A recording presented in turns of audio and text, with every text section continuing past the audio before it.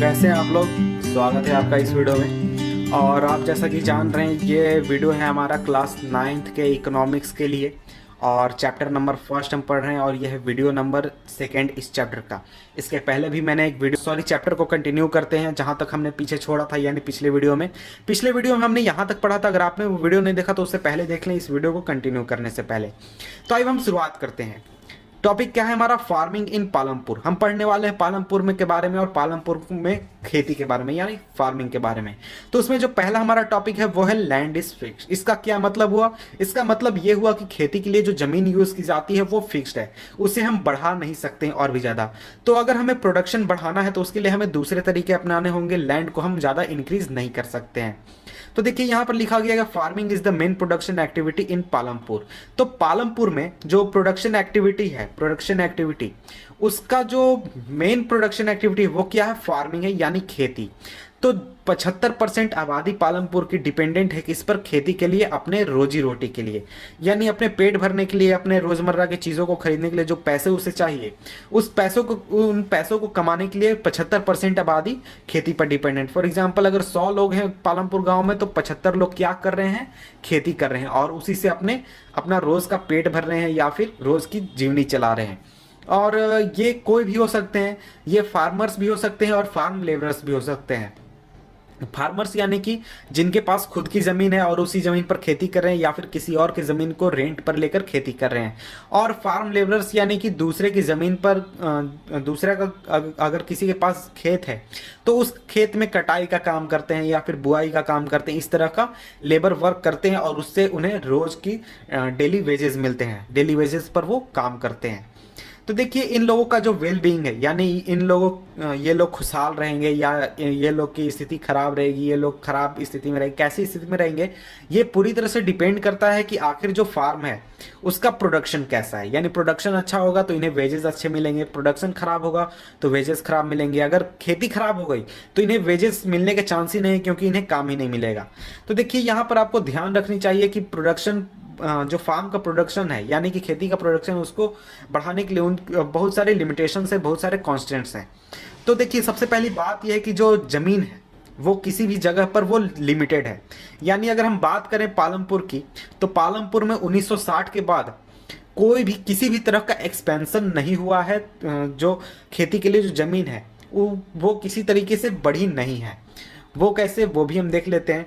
तो देखिए आगे मैं कर देता हूं। तो देखिए कल्टीवेशन के लिए कोई भी जमीन नहीं बढ़ी है, क्योंकि 1960 के लगभग में जो भी वेस्ट लैंड के रूप में थी, यानी जो जमीन यूज नहीं हुआ करती थी गांव में, उन जमीन को भी कन्वर्ट कर दिया गया है कल्टीवेबल लैंड में और उसे आज यूज किया जा रहा है खेती के लिए। और अब पूरे गांव में कहीं भी कोई भी स्कोप नहीं बचता है जहां पर वो ज्यादा से ज्यादा जमीन को बढ़ा सके खेती में यूज करने के लिए। तो अब बात आती है कि ये लोग अपना प्रोडक्शन कैसे बढ़ाएंगे। तो देखिए यहाँ पर आपको एक चीज़ बताया गया है कि जो यूनिट है जमीन नापने का वो स्टैंडर्ड यूनिट है हेक्टेयर है। और हेक्टेयर का सीधा मतलब होता है कि 100 metres into 100 metres, 100 metre into 100 metre एक हेक्टेयर होता है, यानी कि 10,000 स्क्वायर मीटर हो गया। इसके अलावा आप अपने गांव में या फिर अपने आसपास देखेंगे तो लोग बीघा में जमीन को नापते हैं या फिर डेसिमल में नापते हैं, तरह तरह की मेजर्स यूज करते हैं जमीन को नापने के लिए।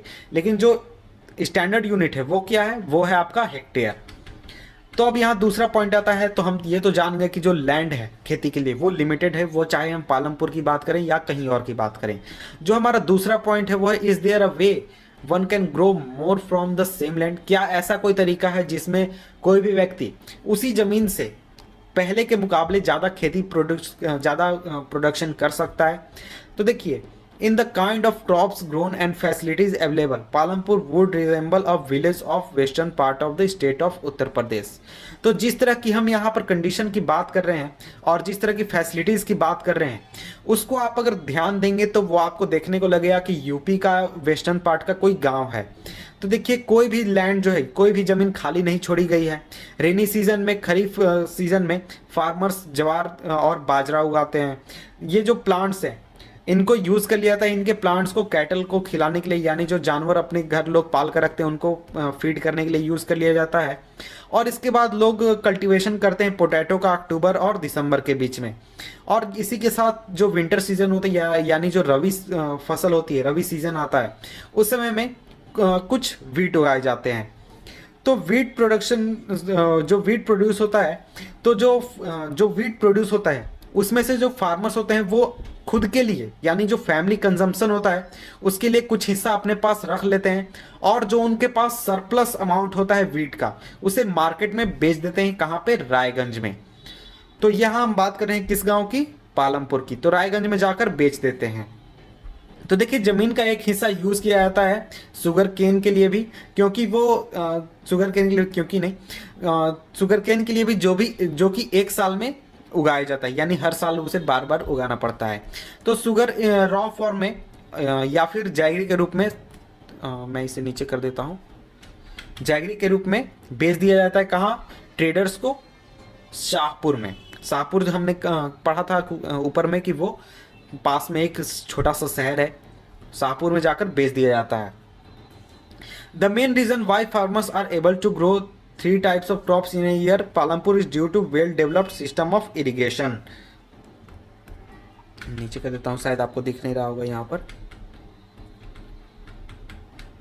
The main reason why farmers are able to grow 3 different crops in a year in Palampur is due to well developed system of irrigation। तो देखिए गांव में, यानी कि जिस गांव की हम बात कर रहे हैं पालमपुर में, लोग एक साल में 3 क्रॉप्स कैसे उगा ले रहे हैं? तो उसका रीज़न ये है कि वहाँ पर इरिगेशन का सिस्टम जो है, इरिगेशन की फैसिलिटी काफ़ी अच्छी प्रोवाइड की जा रही है और काफ़ी अच्छी सिस्टम है वहाँ पर इरिगेशन की, तो उनके लिए उतनी परेशानी नहीं है एक साल में 3 क्रॉप्स को उगाने में। Electricity came early to Palampur, यानी पालमपुर गांव में जो इलेक्ट्रिसिटी है वो काफ़ी पहले आ गई थी, और इसका मेजर इम्पैक्ट ये पड़ा कि जो इरिगेशन का सिस्टम था वो पूरी तरह से ट्रांसफॉर्म हो गया।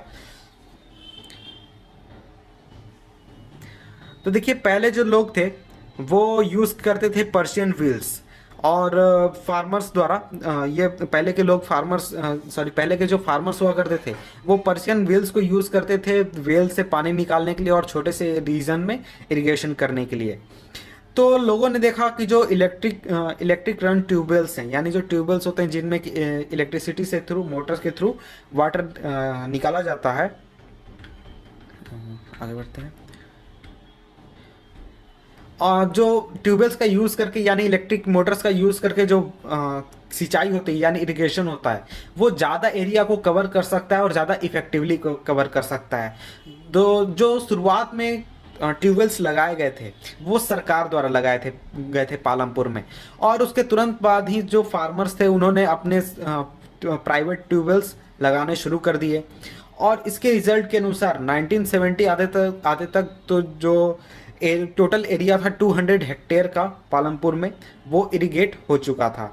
तो यहाँ देखिए आपको एक छोटी सी जानकारी दी गई है कि not all the villages in India have such high level of irrigation. ये बात सही है, चाहे आप बात कर ले दूसरे रीजन्स की, तो वहाँ पर आपको इस तरह का इरिगेशन फैसिलिटीज़ नहीं मिलती है। तो अगर आप रिवर लाइन प्लेन्स की बात करें या फिर कोस्टल रीजन्स की बात करें जहाँ पर जो लैंड है वो वेल इरिगेटेड है, उसके अलावा बहुत सारे रीजन्स हैं जैसे प्लेटू रीजन्स हो गए, डेक्कन प्लेटू रीजन्स हो गए, वहाँ पर बहुत लो लेवल इरिगेशन है। तो टोटल कल्टिवेटेड एरिया हमारे देश में जो है उसमें से करीब 40% या फिर उससे कम जो है वो इरिगेटेड लैंड के अंदर आता है, यानी सही तरीके से लैंड इतने कम ज़मीन को ही इतने सही तरीके से इरिगेशन इतने कम ज़मीन को ही मिल पाता है। और जो ज़्यादातर एरियाज़ हैं वो डिपेंड करते हैं रेनफॉल के ऊपर कि अगर बारिश अच्छा होगा तो उनकी खेती अच्छी होगी, अगर बारिश अच्छा नहीं होगा तो उनकी खेती नहीं अच्छी होगी। To grow more than one crop on a piece of land during the year is known as multiple cropping. तो यहाँ पर आप ये नोट कर लें कि मल्टीपल क्रॉपिंग क्या होती है। तो देखिए मल्टीपल क्रॉपिंग एक तरह का प्रोसेस है जिसमें हम एक से ज़्यादा फसल को उगाते हैं एक साल के अंदर बारी बारी से। इसी को कहते हैं multiple cropping. It is the most common way of increasing production on a given piece of land. तो देखिए ये जो है ये सबसे अच्छा तरीका और सबसे एफिशिएंट तरीका है अपने प्रोडक्शन को बढ़ाने का एक सीमित लैंड के ऊपर। तो all farmers in Palampur grow at least 2 main crops, many are growing potato as a third crop in the past 15 to 20 years.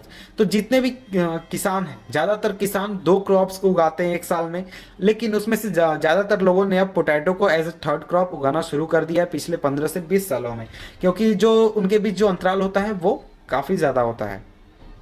तो यहाँ आपको इमेज दिया गया है वीट का, बाजरा का, शुगर केन का, पोटैटो का, ये डिफरेंट क्रॉप्स के बारे में बताया गया है। तो आगे बढ़ते हैं अब हम। तो ये चीज़ आपको टेबल दी गई है, इसको आप फुलफिल कर सकते हैं खुद से, क्योंकि मैं क्या इसमें बताऊं आपको।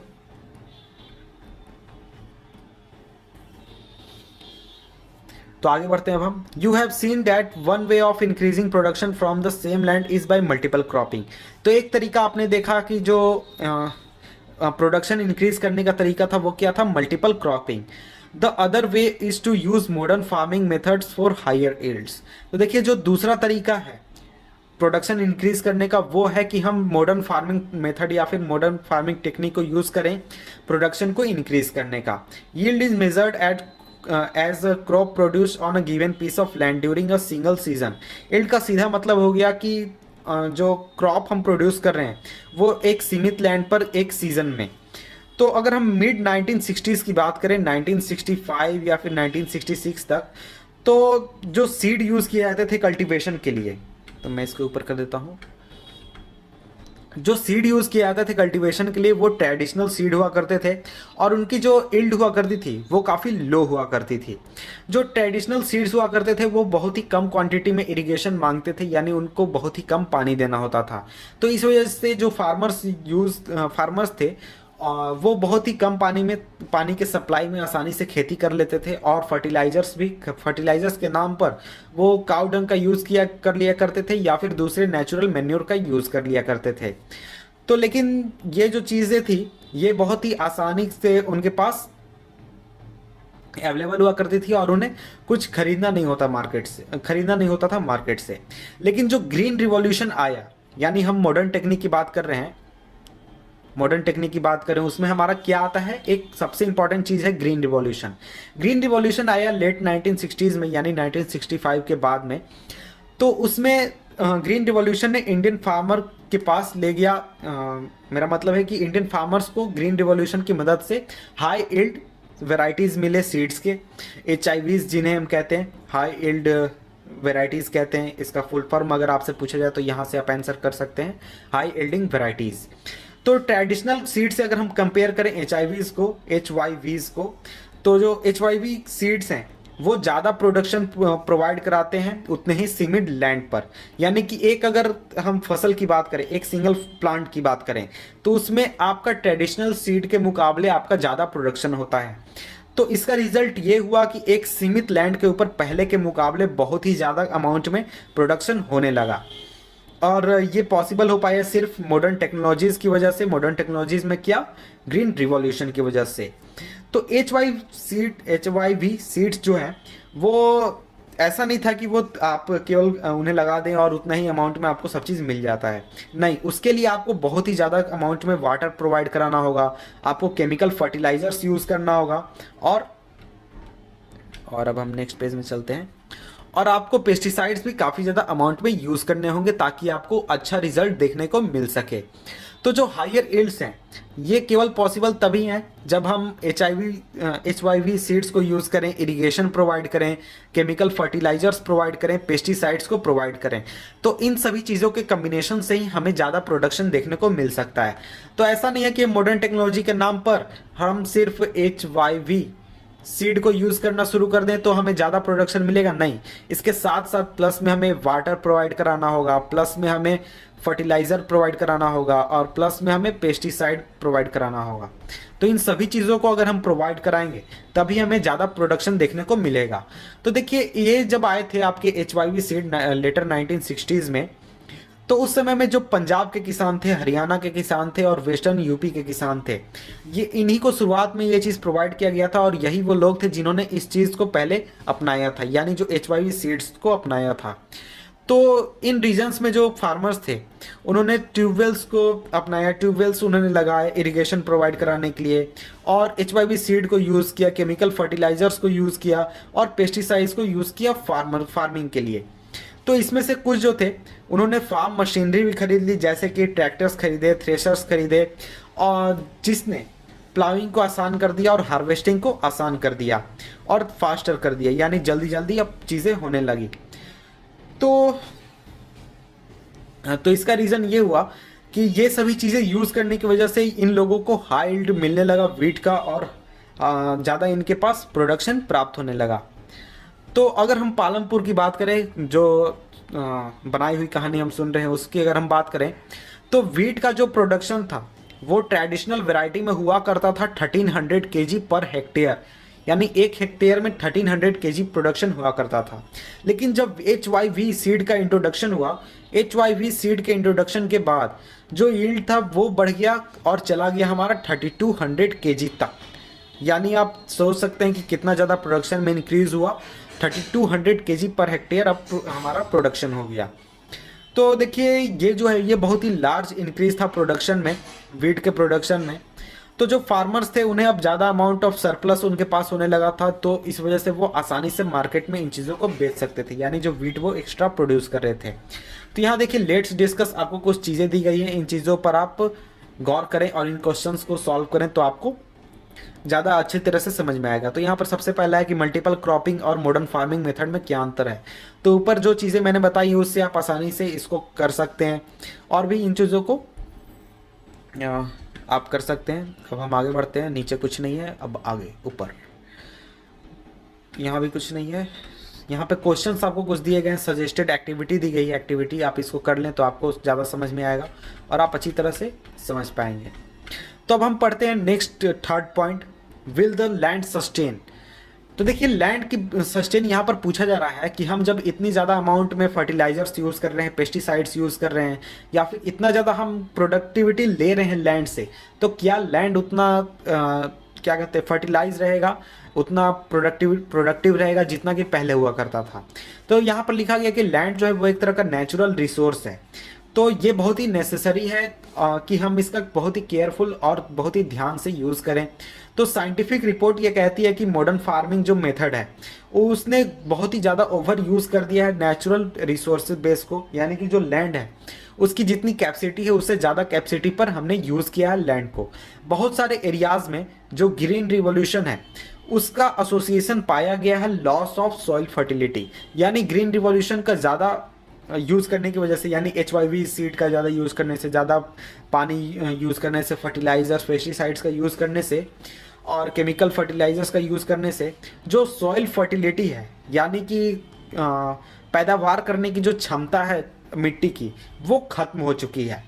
और continuous use of ground water, यानी ग्राउंड वाटर का लगातार यूज़ करने से, ट्यूबवेल का यूज़ करके इरिगेशन करने से, तो जो वाटर टेबल है यानी वाटर लेवल है ज़मीन के नीचे, वो भी बहुत ही नीचे चला गया है। और इसके अलावा जो इन्वायरमेंटल रिसोर्सेज है like soil fertility and ground water are built up over many years.